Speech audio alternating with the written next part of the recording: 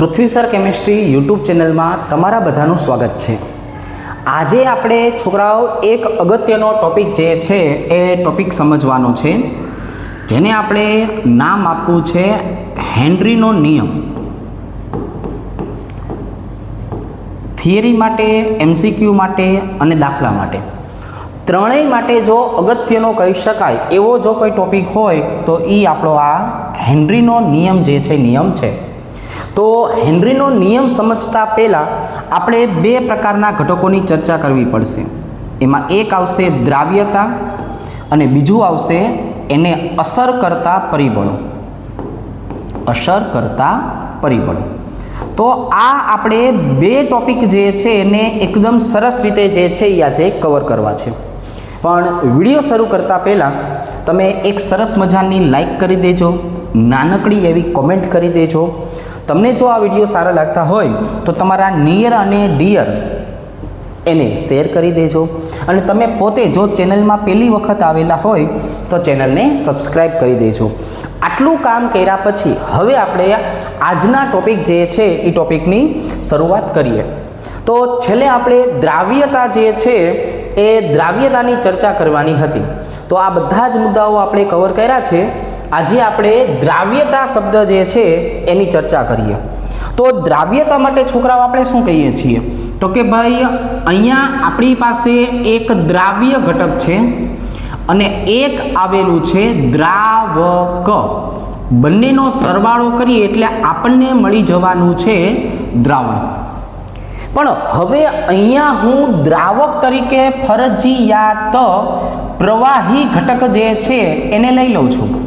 હવે આપણે આજે શેની વાત કરવી છે તો કે દ્રાવક આપણું પ્રવાહી સ્વરૂપ છે, પણ અહીંયા જેલો દ્રાવ્ય રહ્યો કે નહીં, એ દ્રાવ્ય કયો છે એને આધારે આપણે દ્રાવણ બનાવશું અને એ દ્રાવણને અસર કરતા પરિબળોની વાત કરશું।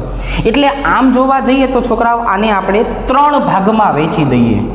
આને આપણે શું કરીએ, ત્રણ ભાગમાં વહેંચી દઈએ, અને પછી એને આધારે જો કોઈ અલગ પ્રકારની વસ્તુ આપણને મળે તો એની આપણે ચર્ચા કરીએ। જો ત્રણ ભાગમાં એટલે વહેંચ્યું છે કે ભાઈ મારે પહેલા ઘટક તરીકે શેની વાત કરવી છે તો કે ભાઈ પહેલા ઘટક તરીકે વાત કરવી છે કે ભાઈ જ્યારે દ્રાવ્ય તમારી પાસે વાયુ હોય ને ત્યારે, અને દ્રાવક જે છે એ દ્રાવક કોણ છે છોકરાઓ તો કે ભાઈ દ્રાવક આપણું પ્રવાહી છે। જો સાંભળો, દ્રાવ્ય વાયુ છે, દ્રાવક પ્રવાહી છે। તો હવે હું આને અસર કરતા પરિબળની વાત કરું તો અસર કરતા પરિબળ જે છે એમાં એક જ ઘટક આવશે, એને બોલવામાં આવે છે દબાણ। એને શું બોલવામાં આવે છે છોકરાઓ? દબાણ।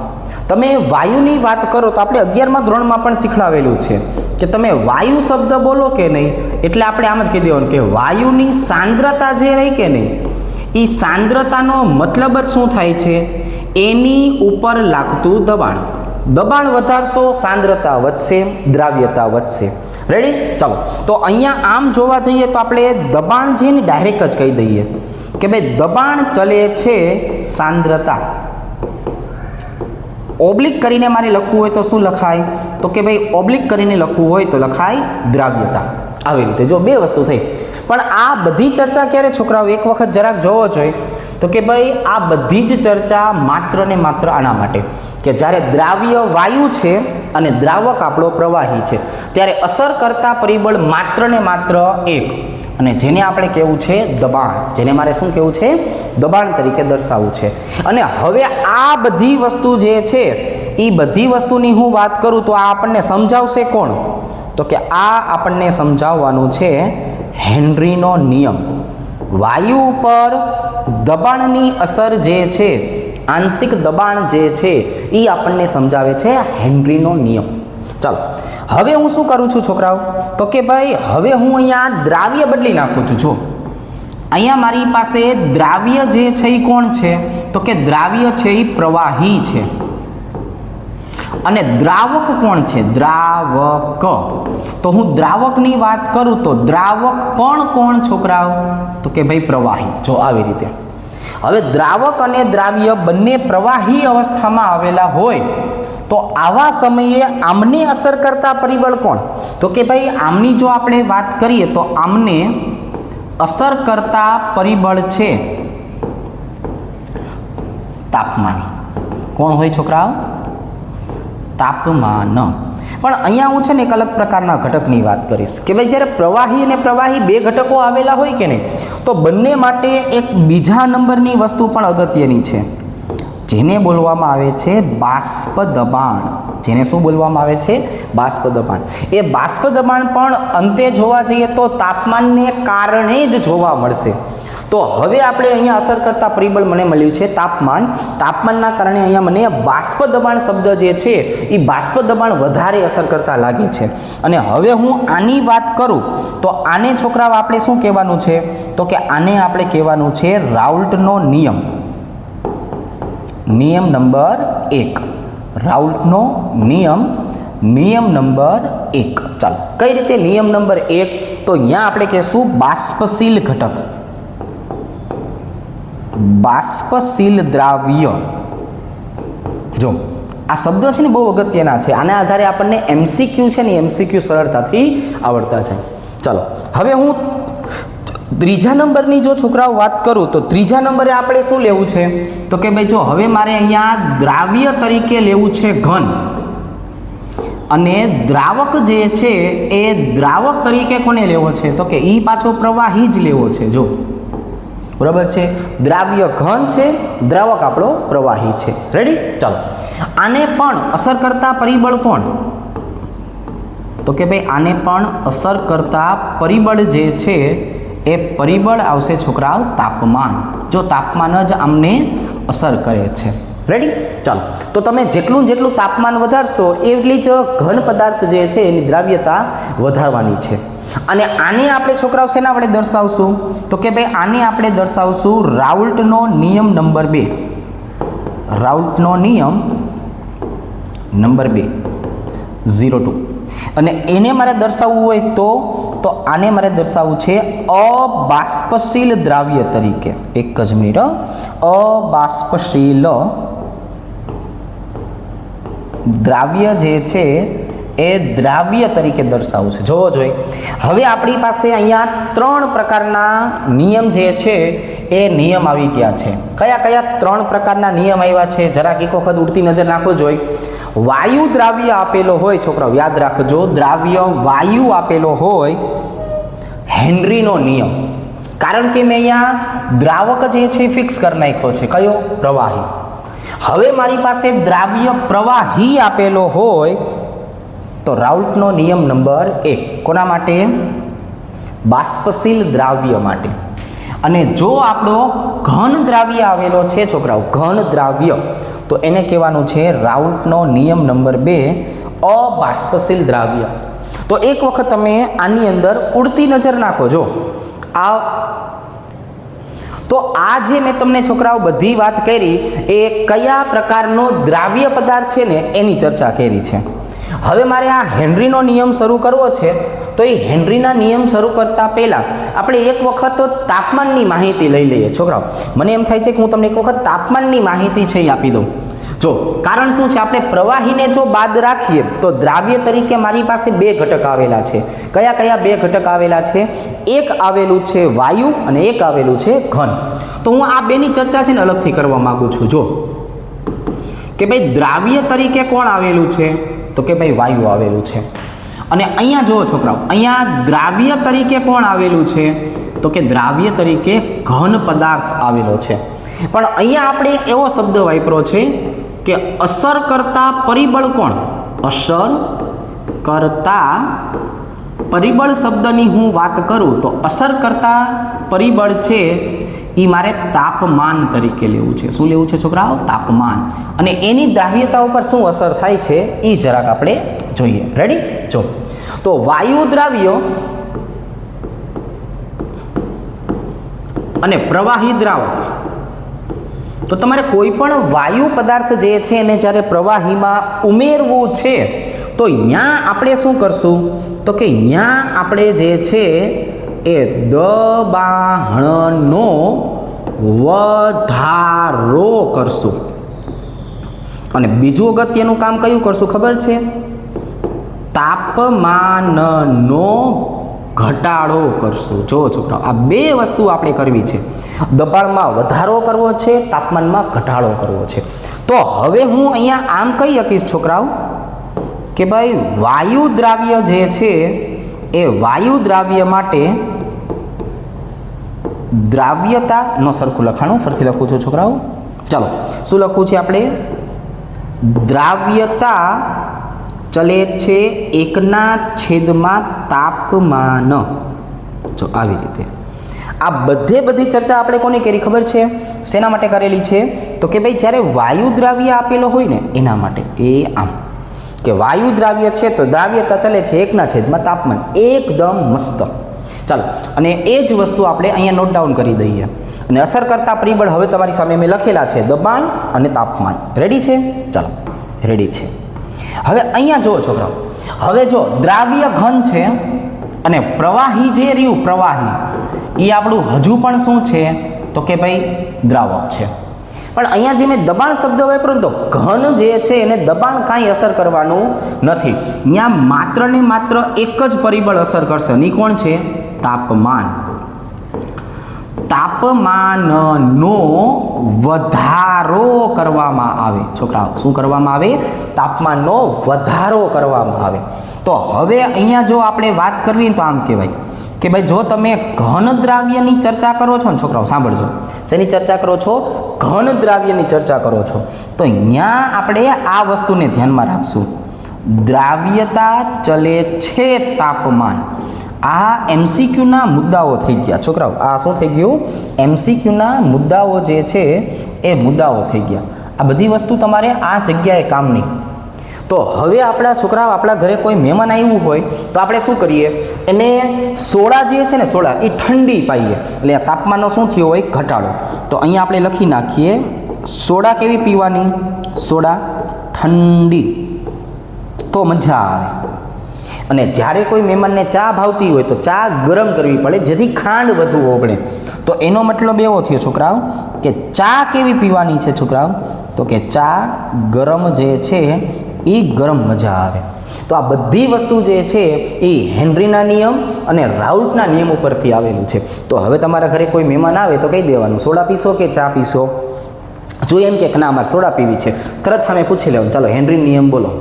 જો એને હેનરીનો નિયમ આવડે તો સોડા પાવાની. પછી એમ કે ના ના ના અમારે તો ચાય હાલશે. વાંધો નહીં, કઈ વાત? રાઉલ્ટનો નિયમ બોલો, અબાષ્પશીલ દ્રાવ્યવાળો. એમ કે આમ આવડે તો ચા પાવાની, નકર કહેવાનું જય શ્રી કૃષ્ણ. નકર ના ના. આપણે બે વખતે જો શું લીધેલું છે? ડાયરેક્ટ જય શ્રી કૃષ્ણ નહીં કે દેવાનું. આપણી પાસે છે પ્રવાહી, દ્રાવક અને કોણ? કાંઈ ના હોય તો છેલ્લે અમૃત પાણી પાઈ દેવાનું છોકરા. પણ આવું કરવાનું હોતું નથી. મહેમાનને જે ભાવતું હોય એ આપણે પ્રેમથી દઈ દેવાનું છે, પણ કાઉન્સમાં પૂછી લેવાનું થાય. ઓકે, ચાલો લખી નાખ્યું છે બધું. હવે શું કરશું? હવે આપણે આ જે નિયમ શીખવા માટેની વાત કરતા હતા એની ચર્ચા કરશું. શું કેવું છે એને? તો કે ભાઈ આને આપણે નામ આપવું છે હેનરીનો નિયમ. શેના તરીકે દર્શાવશું? હેનરીના નિયમ તરીકે. હવે પછી ગમે ત્યારે કાંઈ પણ વસ્તુ શીખતા હોય એટલે એ કેવા શું માગે છે એ પહેલાં અહીંયા ઉપરની બાજુએ લઈ લેવાનું. ચાલો ભાઈ, દ્રાવ્ય પદાર્થ કોણ? તો કે વાયુ. લખી દો. દ્રાવક કોણ? તો કે ભાઈ પ્રવાહી. ચાલો એ પણ લખી દો. રેડી? દ્રાવ્ય વાયુ અને દ્રાવક પ્રવાહી. ઉદાહરણ કંઈ યાદ છે એનું? તો કે હા, ભૂલી જઈ પહેલાં લખી જ નાખવાનું. HCl વત્તા સાયક્લોહેક્ઝેન. HCl વાયુ સ્વરૂપે હોય અને સાયક્લોહેક્ઝેન જે રહ્યું ને છોકરાઓ એ પ્રવાહી સ્વરૂપે આવેલું હોય. આવી રીતના જે અગત્યની વસ્તુઓ છે એ આપણે પહેલાં દર્શાવી દઈશું. તો આપણે હમણાં પણ કીધું હતું એ રીતે અત્યારે પણ હું તમને કહી દઉં છું કે ભાઈ હેનરીનો નિયમ છે એ આપણે શેના માટે શીખીએ છીએ? તો કે જો હું હેનરીના નિયમની વાત કરું તો હેનરીનો નિયમ મારે તમને સમજાવવો છે છોકરાઓ કે વાયુ દ્રાવ્યને પ્રવાહીમાં કઈ રીતે વધારે પ્રમાણમાં વધારે પ્રમાણમાં ઓગાળી શકાય. તો અહીંયા આપણે જો આવી રીતે દર્શાવશું, વાયુ દ્રાવ્યની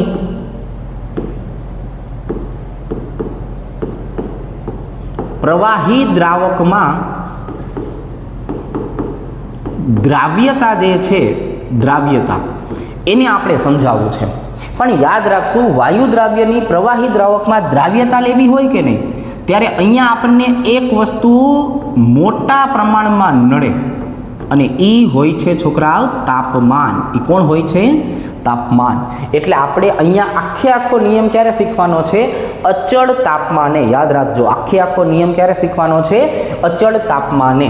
તો જેટલું આપણે દબાણ વધારશું એટલું જ વધારે ને વધારે પ્રમાણમાં જે છે એ વાયુ ઘટક જે છે એ પ્રવાહીમાં ઓગળશે વધારે. કઈ રીતે? ચાલો સમજીએ. તો અહીંયા આપણે શું કરીએ છોકરાઓ? તો કે ભાઈ અહીંયા આપણે બે સરસ મજાના જે છે એ પાત્ર લઈ લઈએ છીએ. જો આપણે બે સરસ મજાના જે છે એ શું કરી લેવા છે છોકરાઓ? પાત્ર જે છે એ પાત્ર લઈ લેવા છે. જો આવી રીતના. તો હવે આ બે સરખા પાત્ર જે છે એની અંદરના ઘટકોની ચર્ચા આપણે કરીએ છોકરાઓ. જો કઈ રીતે? તો કે અહીંયા મારી પાસે કોણ આવેલું છે? તો કે ભાઈ અહીંયા મારી પાસે પ્રવાહી તરીકે દ્રાવક આવેલો છે. જો આ દેખાય છે સરસ મજાનો. જ્યારે તમે કોઈ વધારાનું દબાણ નથી આપતા, જ્યારે આપણે કોઈ વધારાનું દબાણ નથી આપતા, ત્યારે વાયુના ઘટકો જે છે એ સપાટીની ઉપર વધારે રહે છે. જો જ્યારે તમે કોઈ વધારાનું દબાણ નથી આપતા ત્યારે આ વાયુના ઘટકો સપાટીની ઉપર વધારે રહે છે, અંદરની બાજુએ ઓછા જોવા મળે છે. જો અંદરની બાજુએ એ ઘટકનું પ્રમાણ કેવું હોય છે? ઓછા પ્રમાણમાં હોય છે. અહીંયા આપણે જોવા જઈએ તો વાયુ જે છે એના મોલ અંશ આપણને દેખાય છે. જો XA, પણ એનું પ્રમાણ કેવું છે છોકરાઓ? ઓછું છે. શું કામ ઓછું છે? તો કે આપણે આની ઉપર કોઈ વધારાનું દબાણ આપતા નથી એટલા માટે. પણ જેવું તમે આની ઉપર વધારાનું દબાણ આપશો, આની માથે તમે પિસ્ટન જે છે એ પિસ્ટન મૂકી દેશો અને પછી એવું લાગે તો માથે તમે પોતે બેસી જજો. તો જ્યારે તમે પોતે માથે બેસી જાઓ છો, જ્યારે તમે આની ઉપર પિસ્ટન મૂકી દો છો, આની ઉપર સરસ મજાનું દબાણ આપી દો છો, એવા સમયે શું થાય છે? તો કે એવા સમયે જે છે એ વાયુની પ્રવાહીમાં દ્રાવ્યતા વધી જાય છે. જો અહીંયા હવે હું જોવા જાઉં તો અહીંયા હું કહી દઉં છું XA'. જ્યારે તમારી પાસે દબાણ નહોતું અથવા ઓછું હતું ત્યારના મોલન્સ XA જેટલા છે, દબાણ આપ્યા પછીના મોલન્સમાં એક ઘામટો વધારો થઈ ગયો. એટલે આપણે અહીંયા દર્શાવવું હોય તો શું દર્શાવાય? તો કે XA કરતાં XA' નું મૂલ્ય કેવું થઈ ગયું? વધી ગયું. બીજું તમને ઉદાહરણ આપી દઉં. હવે તમારે હેનરીના નિયમનો ઉપયોગ સમજવો હોય તો એના માટે શું કરશું? તો કે હેનરીના નિયમનો ઉપયોગ સમજવો હોય ને તો એના માટે સોડા વોટરની વાત કરશું. આ તો સારું લાગે એટલે આપણે સોડા વોટર લખ્યું, નકર આને બોલાય લીંબુવાળી સોડા, જેને આપણે શું બોલીએ છીએ? ભાઈ મારી હાટું એક સાદી સોડા બનાવો. તો સાદી સોડામાં શું થતું હોય? તો કે ભાઈ પાણીની અંદર ઓલો ભાઈબંધ જે છે એ CO2 વાયુને ઓગાળે છે. પછી આપણે એમ કહીએ છીએ ભાઈ મારા હાટું તો સ્ટ્રોંગ બનાવજો. એટલે એ સ્ટ્રોંગ બનાવવાનું તમે કહેશો કે નહીં, એટલે એ શું કરશે ખબર છે? CO2 નું પ્રમાણ વધારી દેશે. કઈ રીતે? એ તમે એમ કહેશો કે હજી સ્ટ્રોંગ બનાવો. જેટલું આપણે વધારે ને વધારે કહેશું ને સ્ટ્રોંગ, એટલો જ વધારે ને વધારે દબાણથી CO2 વાયુ છે એને અંદરની બાજુએ ઉમેરશે. એટલે જેટલો અંદરની બાજુએ CO2 ઓગળતો જશે એમ આપણી સોડા કેવી થઈ જશે? સ્ટ્રોંગ થતી જશે. બરાબર? થેન્ક્સ ટુ હેનરીભાઈ આપણા. તો હવે આપણે જે છે આ હેનરીનો નિયમ જે છે વ્યવસ્થિત રીતે સમજવો છે. કઈ રીતે સમજાવશું? તો કે જો હેનરીનો નિયમ આવો હતો છોકરાઓ, અચળ તાપમાને, પહેલાં જ આપણે શરૂઆત ક્યાંથી કરવાની છે? અચળ તાપમાને. કેમ કે તાપમાન આપણે અચળ રાખવાની વાત થઈ છે. તાપમાન અચળ હશે તો આ બધી વસ્તુ આપણે સમજાવી શકશું. અચળ તાપમાને પ્રવાહીમાં, અચળ તાપમાને પ્રવાહીમાં. જો હવે તો કે ભાઈ વાયુની દ્રાવ્યતાની ચર્ચા કરવી છે. વાયુની દ્રાવ્યતા. આ વાયુ છોકરાઓ કેટલા પ્રમાણમાં ઓગળશે? તો કે ભાઈ કાં તો એ પ્રવાહીની સપાટી ઉપર હશે. જો પ્રવાહીની સપાટી કે જો પહેલા મેં પ્રવાહીની સપાટીની વાત કરી છે, બીજું દ્રાવણની સપાટી કે એટલે દ્રાવણની અંદર એમ દ્રાવણની સપાટી પર રહેલા આંશિક દબાણના સમપ્રમાણમાં હોય છે. આંશિક દબાણના સમપ્રમાણમાં હોય છે. સમપ્રમાણમાં હોય છે. તો અહીંયા આપણે એક વખત છે ને છોકરાઓ જો ફરતી તમને સમજાવીએ કે અહીંયા કવિ કેવા શું માગે છે. કવિ શું કહેવા માગે છે કે અત્યારે જે મેં દબાણ વધારાનું નથી આપ્યું કે નહીં, તો પ્રવાહીની સપાટી ઉપર અને જેટલું મેં દબાણ વધારે આપ્યું કે નહીં, એટલે દ્રાવણની સપાટીની અંદર દ્રાવણમાં વધારે પ્રમાણમાં વાયુ ઓગળ્યો, તો આજે વાયુની દ્રાવ્યતા શબ્દ આવ્યો છોકરાઓ, એ દ્રાવ્યતા કોના ઉપર આધારિત થઈ ગઈ? આપણે લાગુ પાડેલા આંશિક દબાણ ઉપર. હવે અત્યારે હું તમને આમ સમજાવું છોકરાઓ કે ભાઈ હેનરીના મત મુજબ, તો હેનરીએ આપણને શું કીધું? તો કે ભાઈ હેનરીએ આપણને આવું કીધું કે વાયુની દ્રાવ્યતા ચલે છે આંશિક દબાણ. જો આ એમસીક્યુમાં પૂછાય ને એટલે હું તમને કહું છું, આ અલગથી કે વધારાનું લખવા પાછળનું કંઈ લોજિક જે છે એ લોજિક આ જ છે. જો પછી કેવું બન્યું કે જ્યારે હેનરી આવા સોડા ઉપર અખતરા કરતો હતો કે નહીં, થોડીક જે છે એ મીડિયમ સોડા પીતો, થોડીક વધારે ચિલ્ડ કરીને પીતો, એની હાયરોહાયર એના જ સમયમાં સમકાલીનનો મતલબ શું થાય છે? એના જ સમયમાં એની હાયરે બાજુના ઘરમાં, તો બાજુના ઘરમાં ડાલ્ટની આવા અખતરા કરતો પણ આને કહેતો નહીં. તો ડાલ્ટને એવો શબ્દ વાપરેલો કે વાયુના મોલ અંશ, વાયુની જે દ્રાવ્યતા છે ને છોકરાઓ, એને મોલ અંશ તરીકે આપણે દર્શાવશું. મોલ અંશ પણ કોને આભારી હોય છે? જે વધારે પ્રમાણમાં ઓગળું છે એ, તો કે ભાઈ એ પણ આધારિત હોય છે આંશિક દબાણને. પણ પછી આમાં વધુ પડતા જે ફેરફારો કોને કર્યા હતા? વધુ પડતા જે છે પ્રયોગો કોને કર્યા હતા? તો કે હેનરી નામના વૈજ્ઞાનિકે કર્યા હતા. આમાં વધુ પડતા અખતરા પછી કોને કરી લીધા હતા? હેનરીએ. તો હેનરીના નિયમને આધારે હવે આપણે જો વાત કરીએ છોકરાઓ, તો હેનરીના નિયમને આધારે આ આંશિક દબાણ, વાયુની દ્રાવ્યતા અને મોલ અંશ, હવે આ બધી વસ્તુ જે છે એને આપણે એક સાથે સાંકળી દઈશું. તો એને દર્શાવવા માટેનું એક ગાણિતીય સૂત્ર છે. પી એ ચલે છે એક્સ એ.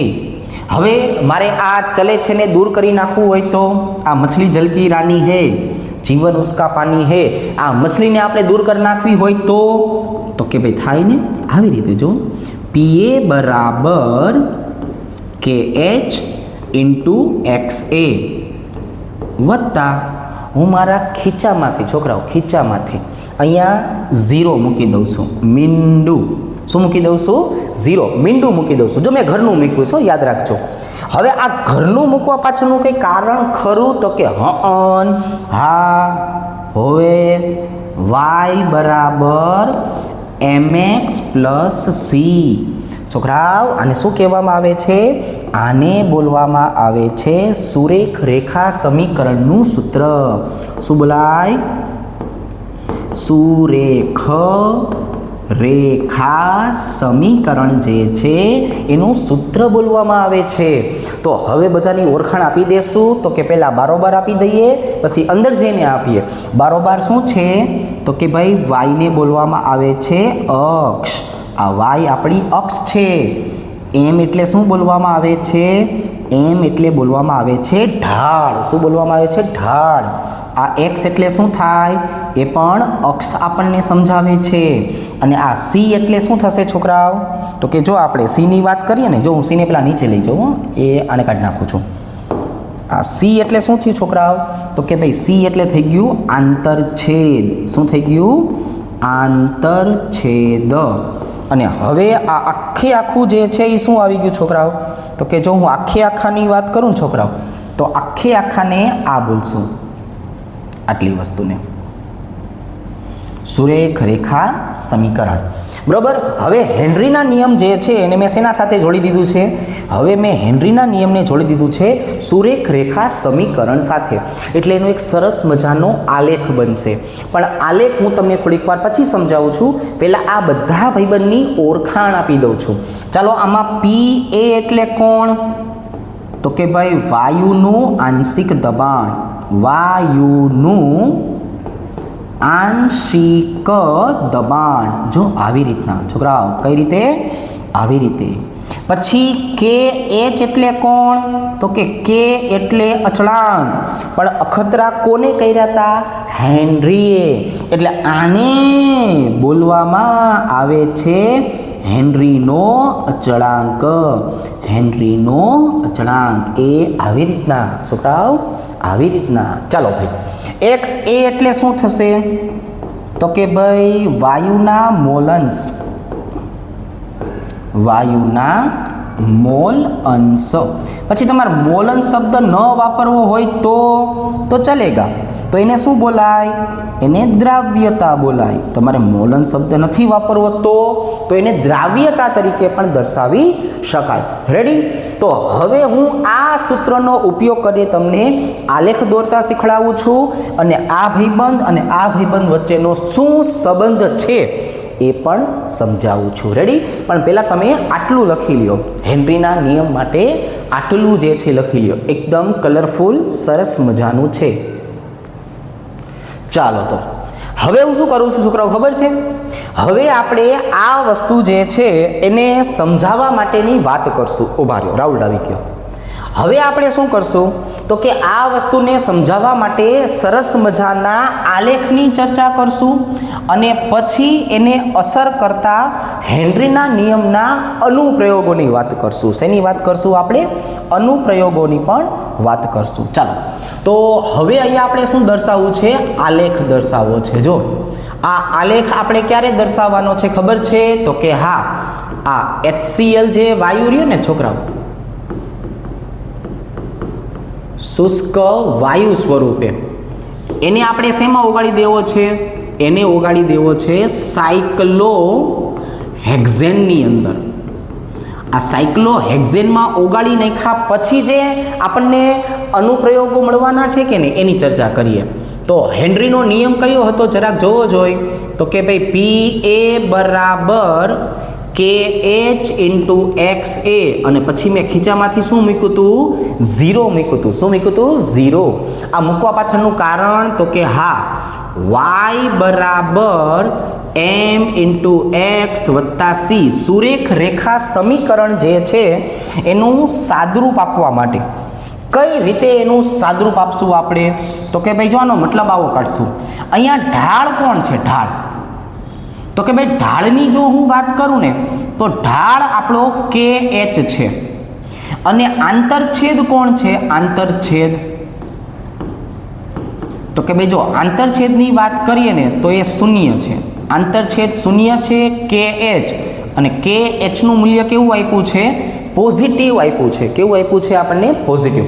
તો આનો મતલબ શું થાય? તો આનો મતલબ આવો થશે કે જ્યારે ઢાળ પોઝિટિવ અને આંતરછેદ શૂન્ય હોય કે નહીં તો આપણો આલેખ જે છે એ ક્યાંથી પસાર થતો હોય? તો કે ભાઈ આની જો આપણે વાત કરીએ તો આપણો આલેખ ઉગમ બિંદુમાંથી પસાર થતો હોય. એટલે આ તો ઉગલ થઈ ગયું. તો આ ઉગમ બિંદુની જો આપણે વાત કરીએ તો ઉગમ બિંદુમાંથી જ્યારે પસાર થતો હોય એ આપણો આલેખ જે છે એ કેવો લાગશે તો એની આપણે ચર્ચા કરીએ છોકરાઓ. આપણી પાસે છે આલેખ દોરવા માટેના. હા, મળી ગયું. જો આવી રીતના. તો હવે અહીંયા આપણે શું કરવાનું છે? તો કે ભાઈ હવે અહીંયા આપણે આવી રીતે દર્શાવવું છે. એ આમ જો આવી રીતના. અને એક આપણે દર્શાવવું છે છોકરાઓ આવી રીતના. ચલો સરસ, લ્યો એકદમ સરસ થઈ ગયું છે. વેરી ગુડ જેવું કામકાજ થઈ ગયું છે. હવે આ જો આ જગ્યાએ મને શું મળી ગયું? તો કે ભાઈ આ જગ્યાએ મળી ગયું ઉગમ બિંદુ. હવે તો કે ઉગમ બિંદુ મળ્યા પછી અહીંયા આપણે કોને લેવાની વાત છે? તો કે ભાઈ અહીંયા મારે આંશિક દબાણ પી એને લેવું છે, બરાબર. અહીંયા આપણે છોકરાઓ કોને લેવું છે તો કે અહીંયા આપણે મોલ અંશ જે છે મોલ અંશને લેવા છે. હવે તો કે ભાઈ હવે આની જો આપણે વાત કરીએ ને છોકરાઓ, અહીંયા આપણને શું મળી ગયું હતું તો કે જો અહીંયા પી એ મળી ગયું હતું, લીલું લીલું કરી નાખીએ. અહીંયા આપણને કોણ મળી ગયું હતું છોકરાઓ તો કે ભાઈ અહીંયા આપણને મળી ગયું છે મોલ અંશ. રેડી, ચાલો આંશિક દબાણ મોલ અંશ. તો હવે આપણો આલેખ ક્યાંથી પસાર થવાનો છે તો કે જો આપણો આલેખ જે છે એ સુરેખ રીતે પસાર થશે. અને એ સુરેખ આલેખની જો આપણે વાત કરીએ છોકરાઓ તો હવે એ સુરેખ આલેખ જે છે એના ઉગમ બિંદુમાંથી પસાર થશે. જો એ અહીંયાથી છોકરાઓ જો આવી રીતના, આવી રીતે આપણને જ્યારે પણ આખો આલેખ જે છે એ આલેખ મળતો હોય ત્યારે અહીંયા જે માપ મળે છે એ માપને બોલવામાં આવે છે એનો ઢાળ. શું બોલવામાં આવે છે? એનો ઢાળ.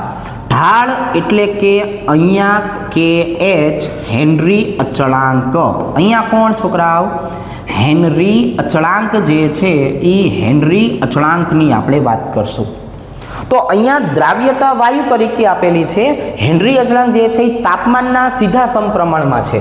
તો એ બે માટેની સરખામણી કરીએ છોકરાઓ તો હમણાં આપણે શું દર્શાવ્યું હતું જોવો જોઈએ તો કે ભાઈ હમણાં આપણે આવું દર્શાવ્યું હતું, તાપમાન જે છે એ તાપમાન ચલે છે 1/છેદમાં વાયુની દ્રાવ્યતા. અને દ્રાવ્યતાને શેના વડે દર્શાવશું? XA વડે. શેના વડે દર્શાવશું? XA વડે.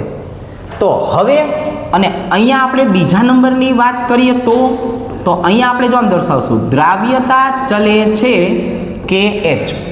તો તાપમાન KH અને તાપમાન અને દ્રાવ્યતા એ બધા વચ્ચેનો સંબંધ જોતો હોય તો કે ભાઈ મળી જાય ને. કઈ રીતે મળી જાય? અહીંયા દર્શાવી દઉં છું. T ચલે છે KH ચલે છે 1/છેદમાં દ્રાવ્યતા. આના ઉપરથી હાલતા ને ચાલતા ગમે ત્યારે મોટા ભાગે ઘણી બધી વખત MCQ પૂછાતા રહે છે. એટલે આ MCQ માટે તમારે આ વસ્તુ શીખવાની થશે. ક્લિયર? તો શેના ઉપર આધારિત છે? તાપમાન વધે તો KH વધે અને હેનરી અચળાંકનું મૂલ્ય ઘટે. તો અહીંયા દ્રાવ્યતા વધારવા માટે એક સરસ મજાનું કામ કયું કરવાનું આપણે તો કે ભાઈ દ્રાવ્યતા વધારવા માટે એક સરસ મજાનું કામ આપણે તાપમાનમાં ઘટાડો કરશું. એટલે અહીંયા આ નિયમ પછી તમે ટેક્સ્ટબુકમાં છોકરાઓ એકવાર નજર નાખશો ને તો ટેક્સ્ટબુકમાં તમને શું જોવા મળશે કે ભાઈ એક કોષ્ટકની અંદર અલગ અલગ પ્રકારના જે છે વાયુ અને એના માટે હેનરી અચળાંકના મૂલ્યો આપેલા છે. આ ખાસ કરીને તમે જોજો. કેમ કરીને? ખાસ કરીને તમે જોજો. હવે બીજા નંબરની વાત કરીએ એટલા માટે જ, અને એ જેવું કોષ્ટક પૂરું થાય ને નીચે મસ્તીની એક લાઈન લખેલી છે કે ભાઈ જળચર પ્રાણીઓને ઠંડા પાણીમાં અનુકૂળતા રહે છે. અનુકૂળતા કાઉન્સમાં મજા આવે છે. કાઉન્સ પૂરો. આવી રીતે અનુકૂળતા રહે છે. હવે એનું કારણ શું તો કે ભાઈ જો જળચર પ્રાણી હોય ને એને પૂરતા પ્રમાણમાં ઓક્સિજન જોતો હોય. આ ઓક્સિજન જે છે એ તો એને હાલો અંદરના ભાગેથી મળી રહેશે, પણ જો ઉપરથી સતત અને સતત સૂર્યપ્રકાશ આવતો રહેતો હોય અને પાણીનું ઉપરનું સ્તર જો ગરમ ને ગરમ રહેતું હોય ને તો એ ઓક્સિજનની માત્રાને ઘટાડે. બરોબર છે? તો એટલા માટે થઈને જળચર પ્રાણીની આપણે વાત કરીએ છોકરાઓ તો એમને શેમાં મજા આવશે? ઠંડા પાણીમાં જે છે એ મજા આવે છે. તો આ હેનરીના નિયમની આપણે વાત કરી છોકરાઓ. હવે મારે તમને શું સમજાવવું છે? હેનરીના નિયમના અમુક એવા અનુપ્રયોગો જે છે એ અનુપ્રયોગો પણ આપણે જોવા છે. આ અનુપ્રયોગો છે ને છોકરાઓ ખાસ કરીને MCQ માટે છે. શેના માટે છે? ખાસ કરીને MCQ માટે. તો હું તમને અલગ અલગ પ્રકારના આવા જે છે એ અનુપ્રયોગો જે છે એ અનુપ્રયોગો લખાવતો રહું છું, એ તમે જરાક જોતા રહેજો ખાસ કરીને MCQ માટે. તો પેલો જ આપણે MCQ માટેના મુદ્દાની ચર્ચા કરી હતી કે ભાઈ સોડા વોટરની વાત કરીએ તો સોડા વોટરની અંદર આપણે કે CO2નું પ્રમાણ જે છે એ પાણીમાં વધારવું છે, H2Oમાં વધારવું છે, તો એના માટે બે વસ્તુ કરશું. દબાણમાં ખૂબ જ વધારો કરશું અને તાપમાનમાં ખૂબ જ ઘટાડો કરશું. એટલે હવે જ્યારે આપણે સોડા પીવા જઈએ ત્યારે ઠંડી અને વધારે દબાણવાળી સોડા પીશું. એટલે આપણને આ વસ્તુ જે છે એ સમજાઈ જશે. બરાબર, આનો મતલબ તમે જોતા રહેજો, દબાણ વધારે અને તાપમાન ઓછું. ચાલો, આ પેલો એક અનુપ્રયોગ હતો. બીજા અનુપ્રયોગની છોકરાઓ આપણે વાત કરીએ ને તો એ કોના માટે છે? એ વાત છે મરજીવા માટેની. શેની વાત છે છોકરાઓ? મરજીવા માટેની. મરજીવાની વાત કરીએ તેનો કહેવાય સ્ક્યુબા ડાઈવર. બરાબર છે, ડાઈવ મારીને અંદર જતા હોય કે નહીં, મરજીવા, એના માટેની વાત છે. હવે જો એમનેમ હાલ્યા જાય અને નીચે વધુ પ્રમાણમાં જતા જાય તો શું થાય? તો કે એના રુધિરમાં નાઇટ્રોજનનું પ્રમાણ વધી જાય. આ નાઇટ્રોજન વાયુ જે હોય કે નહીં, એ રુધિર જે છે એ રુધિરને વધુને વધુ દબાણ ઉત્પન્ન કરે અને વધુને વધુ દબાણ ઉત્પન્ન થવાના કારણે એમાં બેન્ડ્સ જોવા મળે. શું જોવા મળે છોકરાઓ? બેન્ડ્સ જોવા મળે, જેના કારણે નસું ફૂલાઈ જાય. અને નસું ફૂલાઈ જાય એટલે એ બહુ પીડાકારક હોય. આ બેન્ડ્સ જે છે એ કંઈ હારી હરાદે ન બનતા હોય. એના કારણે શું થતું હોય છોકરાઓ? તો કે ભાઈ અંદરની બાજુએ જે છે એ વધુને વધુ દબાણ આવતું હોય. એટલે એના માટે આપણે 11મા ધોરણમાં સમજાયું હતું છોકરાઓ, સમાન આયન અસર. તો સમાન વાયુ પ્રમાણ, અત્યારે હું એવો શબ્દ વાપરું છું, સમાન વાયુ પ્રમાણ. એના માટે થઈને એ જ્યારે મરજીવા જે છે એ ડૂબકી મારતા હોય ને તો પોતાની સાથે એક બાટલો લઈ જતા હોય અને એ બાટલાની અંદર જે છે એ શું કરતા હોય? તો કે ભાઈ જો એ બાટલાની આપણે વાત કરીએ કે નહીં, તો એ બાટલાની અંદર આપણને આટલા વાયુઓનું પ્રમાણ જોવા મળશે. ખાસ યાદ રાખજો, MCQ માટે ખૂબ જ અગત્યનું છે. આ ટકાવાર પ્રમાણ તમારે આખું યાદ રાખી લેવાનું છે. એમાં હિલિયમ કેટલો લઈ જતા હોય છે? તો કે ભાઈ હિલિયમ લઈ જતા હોય છે 11.7%. ખાસ યાદ રાખજો. હવે જે સમાન વાયુ પ્રમાણ કીધું હતું ને, એટલે કે નાઇટ્રોજન બહારની બાજુએથી જે ધક્કો મારે કે નહીં, એટલે આપણે શું કરશું? તો કે એ ઓક્સિજનની સાથે આપણે નાઇટ્રોજનને ભેગો લઈ જશું, જેના કારણે એ હામી અસર કરે આપણી અંદરનો નાઇટ્રોજન અને બહારનો નાઇટ્રોજન. એટલે નાઇટ્રોજનનું પ્રમાણ આમાં આપણે વધારે રાખશું, 56.2%. બરોબર છે? ચાલો, અને ઓક્સિજનની આપણે વાત કરીએ તો ઓક્સિજન જે કેટલો લઈ જશું છોકરાઓ હવે? તો કે ભાઈ 32.1%ની આસપાસ આપણે આ લઈ જશું. તો આ પ્રમાણ છે એ આપણે ગમે તેમ કરીને મારી મચકોડીને પણ યાદ રાખી નાખશું, કેમ કે MCQમાં આ વસ્તુ જે છે એ ખાસ પૂછાવાના ચાન્સ છે. બરાબર? એટલે આવી દરેક પ્રકારની જે વસ્તુ હોય કે તમે પાકી કરતા રહેજો. ચાલો, હવે એના પછીની આપણે વાત કરીએ ત્રીજા નંબરનો મુદ્દો. એ ત્રીજા નંબરનો મુદ્દો શેના માટે છે? કે ભાઈ જ્યારે કોઈ વધુ પડતી ઊંચાઈએ રહેતા હોય છે, હિલ સ્ટેશનની આપણે વાત કરતા હોય, નોર્થ ઇન્ડિયામાં આપણે જેમ ઉપર જતા જઈએ ને, એટલે પહાડ ઉપરના માણસો હોય, તો એમાં આપણે ખાસ કરીને વસ્તુ જોઈ હશે કે જેમ જેમ ઉપરની બાજુએ જઈએ એટલે હવાનું પ્રમાણ જે છે એ ઘટે. હવાનું પ્રમાણ જે છે એ ઘટે, જેના કારણે ઓક્સિજન વાયુનું પ્રમાણ ઘટી જાય. ઓક્સિજન વાયુનું પ્રમાણ જે છે એ પ્રમાણ પણ કેવું થાય? ઘટે. એટલે જેમ જેમ ઉપર જે છે એ ચડતા જતા હોય છે કે નહીં, એના કારણે શું થાય કે ભાઈ એવરેસ્ટ ચડતા હોય તો એ પણ શું કરે? પોતાની સાથે ઓક્સિજનના બાટલા રાખતા હોય. તો એ ઓક્સિજનનો બાટલો એટલે રાખે કે જેથી હવાનું પ્રમાણ જો ઘટ્યું હોય તો બોડી ઉપર વધુ પડતું જે છે એ પ્રેશર ન આવી જાય. ખ્યાલ આવી ગયો? ચાલો, શ્વાસ જે છે એ ફૂલાઈ ન જાય એટલા માટે. પણ મારે તમને અહીં સમજાવવું છે કે ત્યાંના જે લોકો છે એમનામાં શું થતું હોય કે જેમ જેમ ઊંચાઈએ રહેતા હોય ને એટલે ઓક્સિજનનું પ્રમાણ એમનામાં પહેલેથી ઓછું હોય, એટલે મગજ સુધી જે પૂરતા પ્રમાણમાં ઓક્સિજન મળવું જોઈએ કે નહીં, એ પૂરતા પ્રમાણમાં ઓક્સિજન જે છે એ મળતો નથી. અને એના કારણે ત્યાંના જે લોકો છે એનામાં એનોક્સિયા નામની જે છે બીમારી જોવા મળે કે ભાઈ મગજ સુધી ઓક્સિજનનું પૂરતું પ્રમાણ ન મળે એટલે વધુ પડતો વિચાર કરવાની ક્ષમતા જે છે એનામાં ઓછી જોવા મળે છે. એટલે આ એનોક્સિયા જે છે એનું લક્ષણ છે ઓક્સિજનનું ઓછું પ્રમાણ. તો હવે એક આ વસ્તુ જે છે એ જરાક જોઈ લ્યો કે અહીંયા આપણે એક આલેખ દર્શાવ્યો છે.